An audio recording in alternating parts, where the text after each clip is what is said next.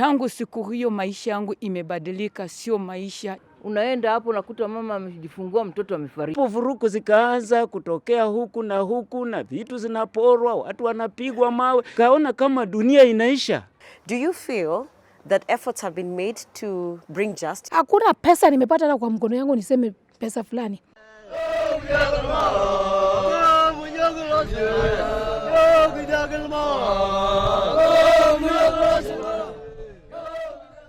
Now, as the elections draw closer, the community in Kibera is looking on with anxiety. Why? Because Kibera was among the epicenters of election violence in 2017, in 2013, as well as 2007. Now today, we have come to Lindi village in Kibera, and we want to have a discussion with members of this community just to see or gauge how they feel about these elections, and also if enough has been done to ensure that there is no repeat of what happened in the past. We have survivors, we have community leaders, and all here we're looking forward to have a good discussion. To get us started, by a show of hands, how many were affected in one way or another by the post-election violence? Kwa majina ni Pamela Aoko, mkaji wa Lindi hapa. Nilipata shida 2007, tarehe 30. Ilikuwa asubuhi. Hata sio 31st. Mimi nilipigwa 31st asubuhi, ilikuwa saa 1 hivi. Hiyo wakati nilikuwa nakunywa chai kwa nyumba. Sasa ilipita ukuta ikaingia kwa nyumba. Hapo ndio ilinipiga. Lakini saa hizo nilibebwa nikapelekwa hospitali Kenyatta. Hawakutoa risasi hiyo siku. Nilikaa Kenyatta karibu miezi 6. Na hiyo chungu yote. Wanapotoa watu tulitolewa tukapelekwa Showground. Sasa kuna maji ilifura ninapokuwa kwa hospitali huko Kenyatta. Walinieleza hii maji itaniua, ni vizuri wafanye nini, wapasue, na nilikubali. Wakapasua hiyo maji. Sasa kupasua maji nyuma wakanibeba wakanipeleka Showground. Nilikaa Showground. Nafikiri miezi 2. Nikiwa chini na kidonda hawakushona. Risasi iko ndani. Sasa kuna hao watu wa MSF Belgium Hospital. Ndio walikuwa wanatoka Kibera hapa wakikuja kuniosha huko ili kidonda ikauke. Maisha yako imebadilika kivipi? Maisha iligeuka kwa ajili hiyo wakati nilikuwa na biashara zangu. Nilikuwa na vitu zangu za kufanya. Hiyo ilienda hivyo kwa ajili nikifanya hata saizi siwezi fanya kazi because lisasi iko kwa mwili bado iko mpaka saizi. Siwezi kaa 1 month bila kuenda hospitali. Damu imeisha because hiyo lisasi inachapa damu. Iko kwa hii mzizi kubwa. Na saizi iko nje. Kitambo walikuwa wananiambia 2 ndio itolewe. Saizi sasa wanasema 1900. Hiyo pesa sina hata kwa mkono nitatoa na mkono. Sina pesa na nimezungushwa nimeonyeshwa kwa TV yote Kenya mzima. Sasa hii kitu imeleta saizi kidney problem. Roho inafura. Niko na pressure. Sukari imeleta. Na wanasema tu ni ile kitu niliyofanya nini inaleta hizi vitu. Na sikuwa nayo hizo vitu. Unaona sasa kitu kama hiyo. Lakini sasa kwa mwezi wewe unatolewa tu unapelekwa hospitali. Ukifika huko nimekwama. Sina damu.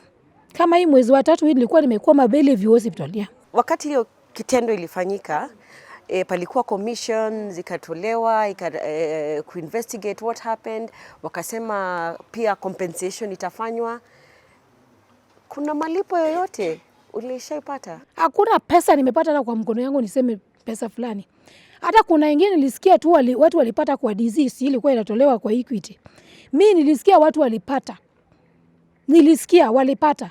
Lakini mimi niko mmoja watu wa Kibera hapa. Na watu walipata, lakini sikupata.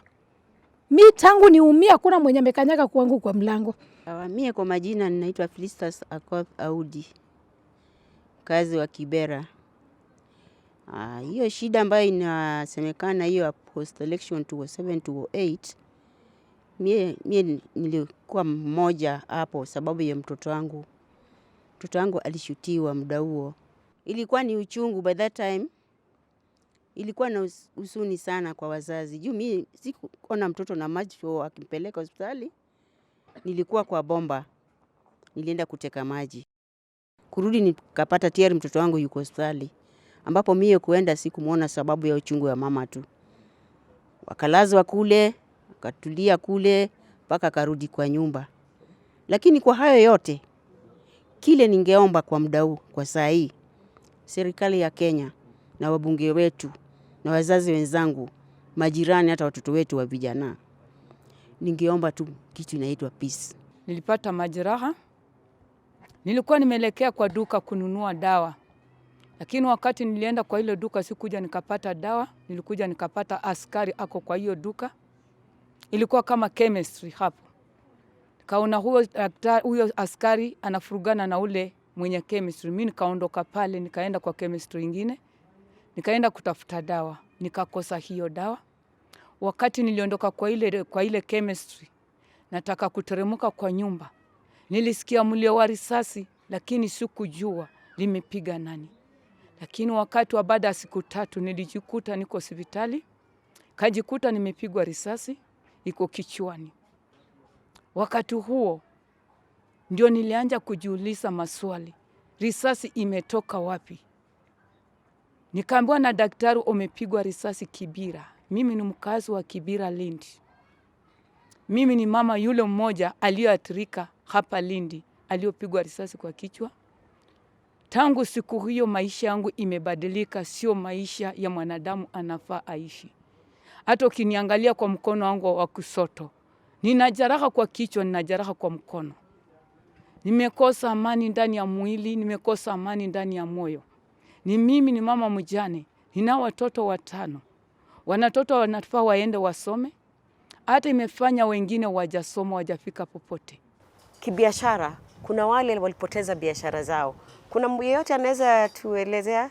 Duka langu nilikuwa nimeweka duka pesa 1250 ambayo nilikuwa nimeweka katika ile duka kule Toi, na nilikuwa nimesema hakuna kazi ingine nitafanya, ingawa nilikuwa nimehitimu katika shule. Nikasema hiyo kazi ya biashara ndio itaniendelesha. Lakini nilisikia tu kitu kama vumbi na lilikuja kama shimba la gusi tu safari moja. Kura wameibia Raila kura. Na hapo vuruku zikaanza kutokea huku na vitu zinaporwa, watu wanapigwa mawe. Na hiyo ilikuwa nikaona kama dunia inaisha. Niliona kama dunia inaisha. Na kama ningali nina survive saa hizi, ninaona kwamba ni Mungu. Kwa sababu sikudhani ya kwamba nitasurvive mpaka wakati wa sasa. Na baadaye hata kwenda kwa nyumba nikakuta nyumba wamebeba kila kitu. Sasa watu ni wakimbizi. Tunapelekwa kule Jamhuri, tunakimbilia Jamhuri kwa usalama. Huko Jamhuri watu wanachukuliwa kwa ukabila. Hata sisi kupatiwa chakula ni shida, wanalambisha ile wakisema unaweza kuchukua mauaji.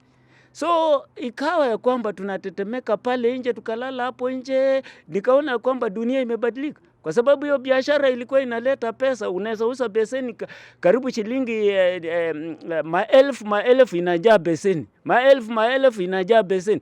So nikaanza kuomba, nikaona ya kwamba nimekuwa muombaji sasa.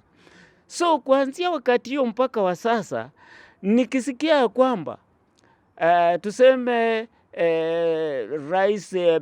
makamu wa rais Ruto wanapingana tena na waziri mkuu Raila, ninaona kwamba ni kama unyafu wa nyoka, ninaanza kustuka, damu inastuka, inasema kwamba hiyo mambo tena yataanza kutokea. Whenever these things happen, there is something that is very important for us to be able to move forward, and one of those is justice.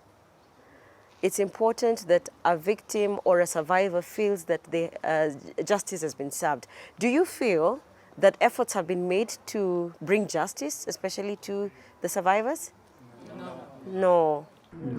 Kwa majina naitwa Asha Said, mimi ni mkazi wa Lindi na ndio chairperson ya hii kijiji. Baada ya hiyo violence, wale walioathirika, serikali ilikatuambia tuandike majina. Tumeandika more than 10 times.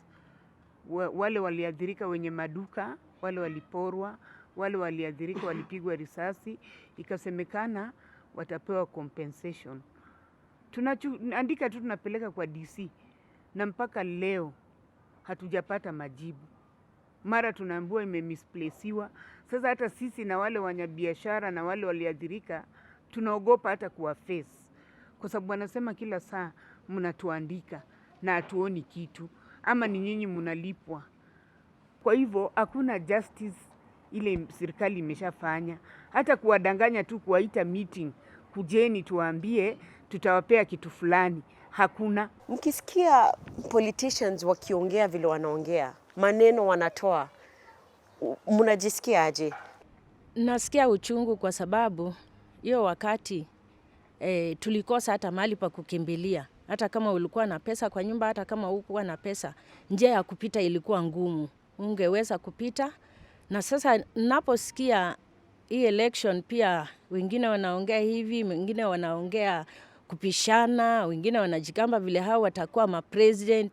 Mimi huwa nahofia sana kwa sababu naona tu ile picha ilikuwa 2007 na 2017. Naona tu kama bado inarudia. Unavyoongea juu ya amani, kumekuwa na projects mingi kuanzia hiyo time ya elections. Kumekuwa na projects mingi za kupromote amani, and I'm sure Ben, you have an organization that is dealing or at least has been in the forefront in trying to promote peace and reconciliation among this community. Maybe you can just tell us a little bit more about what you guys have been able to do, and also just generally what has been done to ensure that we don't have a repeat of the same in this community. We were actually inspired by 2007. We began just before the election, during the campaigns, which were not really uniting people.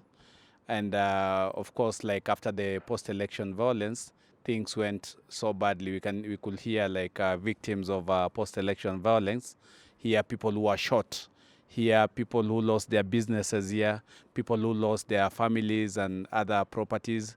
Si wote tuko hapa? Yeah. And what was interesting is wakati hiyo, the violence that took place in Kibera was not so much down in Lindi. So like a lot of people in Lindi also suffered the violence that actually was happening in the other hotspots of Kibera. Na iliweza kuspread kabisa mpaka ukiona like a lot of victims who alikuwa in these other localities. So as an organization, and by that time we were young, we decided to engage the communities into activities that will actually unite people. And our main focus was working with young people, because these young people are used, they are the perpetrators of violence. And wanakuwa easily incited by politicians. You're talking about 2007, those have been many, many years. Yeah. But I'd be very keen, especially now that we're going to this election, what you are doing, how you've been able to engage with the community to ensure that we do not go back to where we were in 2017, 2013, and also 2007. So what we've done now is we are working very closely with government officials and members of the community in designing interventions that will actually ensure that people vote peacefully and people also know why they are voting. Because the big problem here is we do not know why we are voting.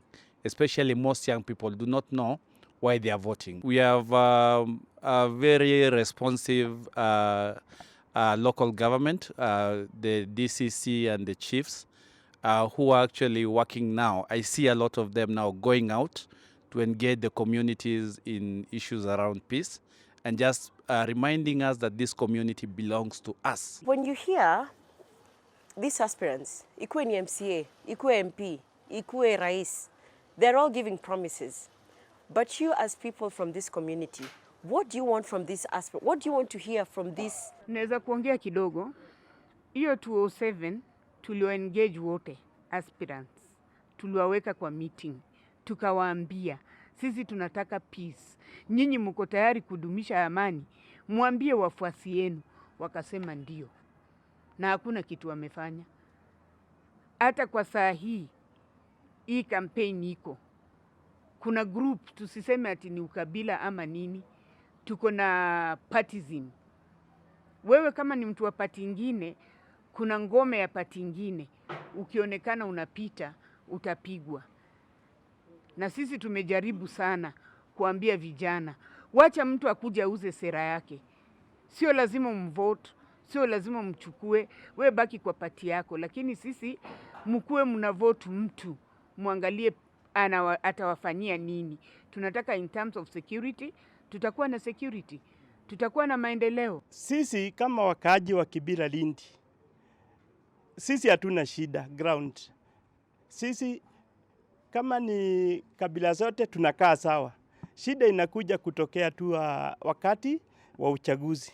Na shida sio wananchi wanalete. Shida inaletwa na hawa viongozi. Kwa sababu vile viongozi wanaongea pale juu, watu wa hapa chini ndio wanachukua. Napenda kuambia serikali ya Kenya, wakati wanapatia hawa wanasiasa license, wanafaa wapatie masharti ile iko very tight. Maana yake masharti hiyo wanawapatia ni kuangalia maslahi ya sisi mashinani. Sababu hapa mashinani sisi hatuna chuki yoyote na mtu. Mashinani sisi hatuna chuki na mwanasiasa wote. Lakini kwa sababu ya umaskini ile tuko nayo, wanakuja kuitumia kinyume ya sheria. Lakini wacha nikuulize pia, serikali inaweza blamiwa. Si ati inaweza blamiwa, serikali iko na responsibility. Lakini pia nyinyi hapa kuna wazazi, sio? Na kuna pia vijana, young people. As an individual, what are you doing? As a parent, what are you doing to preach peace? Because wale watu wanaleta vurugu ni vijana, sio? Na wanatoka kwa manyumba zetu. Are we doing enough? Kabla hata tuangalie serikali, sisi kama wenyewe tunafanya nini? Sisi upande wetu, kwa upande wa manyumba, sisi tunajaribu kuongea sana na vijana. Tunawaambia, huyu kama ni kiongozi amekuja, anakukujia na shilingi, akikupatia pesa mingi sana ni 1,000. Na majority ni wale wanatoa shilingi 100 ama 200. Na hiyo shilingi 200 ndio utaona mwenzako atachukua panga akuja kukate. Kwa sababu alipewa nini? Shilingi 200. Sasa tunaambia vijana, wewe kwa sababu kupewa mpaka upewe. Pewa, lakini usifanye vile kiongozi anakuambia. Hivyo ndio ndio tunawaambia. Kila wakati kukiwa na vita, kukiwa na vurugu kama hii, wamama, kila mtu anaathirika, lakini wamama sana zaidi. Na tumesikia stories za kila mtu hapa. Ukaona mwanamke kama huyu maisha yake imebadilika, na haijabadilika tu yake, watoto wake na watu wengi wanao mdepend. What do you think should be done to ensure that the woman is protected during this election? Siku ya hiyo vita, kina mama ndio waliumia sana. Kuna mama walikuwa wajawazito, wanataka kwenda hospitali, hawana njia. Mimi kwa hiyo miezi, kwa hiyo wiki, sikulala. Unasikia mnapigiwa mlango, mama toka, uende usaidie mama mwingine yuko hapo njiani, anataka kupeleka watu hawezi kupita, anataka kujifungua. Unaenda hapo unakuta mama amejifungua, mtoto amefariki. Najua hapa kuna pia peace builders wengi. Labda mmoja wao anaweza katuambia labda a few words of hope kulingana na ile kazi ambayo imeshafanywa sasa hizi kuensure that tutakuwa na peaceful election. We are talking about the pre and post election peace. That's what we are preaching. Yeah? And we would like that all the politicians around, they should come out clearly and talk about the peace, because I've never heard any politician talking about peace. We have never heard any politician talking about peace. They are just talking about the priorities, what they intend to do, what not. Yet, we have many people within the community that are traumatized due to the past post-election violences. So instead of agitating for post-election or pre or post-election peace, they are just selling their agenda without talking about anything concerning peace. 2, we would like the NCIC to come up.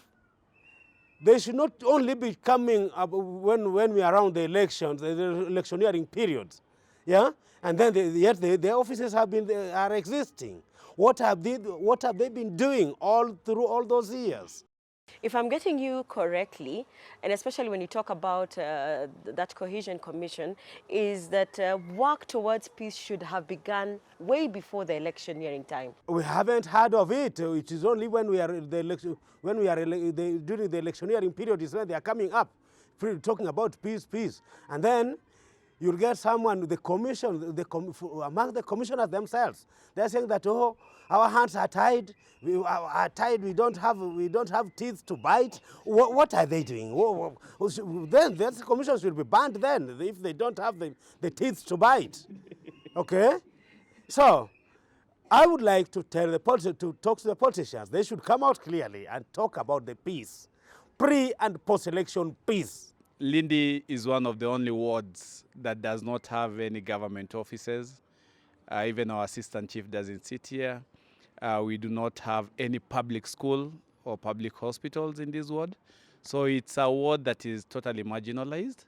And I want to call upon our next elected leaders to lobby the government officials so that we can be able to have such services. Otherwise, we become a breeding ground for, criminals and young people who can easily be influenced to, promote intolerance and also get involved into crime. And as we go into election, I want to urge each and every one of us that, peace is our responsibility. It's our responsibility to get out there and vote, go out and vote, because as you vote, you will actually voice the type of leadership that you want. And as you vote, it's also a direct call for peace. Well, asanteni sana. Thank you very much for taking your time to engage with me, sharing your experiences. Some of you have shared some very personal experiences, and I thank you very much for that. And we are hopeful that things will be fine. I'm sure, the initiatives that have been put in place will work. But also, I've gotten your message where you're talking about government needs to do a bit more to guarantee peace. And also, it is our responsibility, and I'm glad most of you are talking about personal responsibility to ensure that we ourselves maintain peace.